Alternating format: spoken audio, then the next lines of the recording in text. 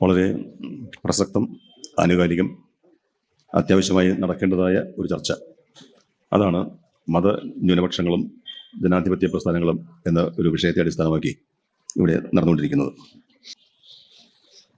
ഇസ്ലാമും ക്രിസ്ത്യാനിറ്റിയും, അതാണ് ഇന്ത്യയിൽ നമ്മൾ പൊതുവെ അറിയപ്പെടുന്ന പ്രബലമായ രണ്ട് ന്യൂനപക്ഷ വിഭാഗങ്ങൾ. എന്നാൽ ലോകത്തിലെ അവസ്ഥ അതല്ല. ലോകത്ത് മതവിശ്വാസികളുടെ എണ്ണം അല്ലെങ്കിൽ മതത്തിൻ്റെ വലിപ്പം പരിശോധിച്ചാൽ ഏറ്റവും വലിയ രണ്ട് മതങ്ങളാണ് ക്രിസ്തു മതവും ഇസ്ലാം മതവും. പക്ഷേ ഇന്ത്യയിലെത്തുമ്പോൾ ഈ രണ്ട് മതങ്ങളും ന്യൂനപക്ഷമായി മാറുന്നു. ക്രിസ്ത്യാനികളുടെ അവസ്ഥ എന്ന് പറഞ്ഞാൽ 2000 വർഷം മുമ്പ് ഇവിടെ ക്രിസ്തു മതത്തിൻ്റെ സാന്നിധ്യം ഉണ്ടായി എന്നാണ് വിശ്വസിക്കപ്പെടുന്നത്. സെയിൻറ്റ് തോമസിൻ്റെ കാലം മുതൽ ഒരു 500 കൊല്ലക്കാലം യൂറോപ്യൻ എന്ന് പറയുമ്പോൾ ക്രൈസ്തവ ഭരണാധികാരികളുടെ നിയന്ത്രണത്തിലായിരുന്നു ഇന്ത്യ.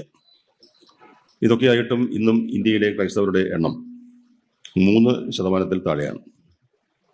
അത് കാര്യമായി വർദ്ധിക്കാനുള്ള സാധ്യത കുറവുമാണ്.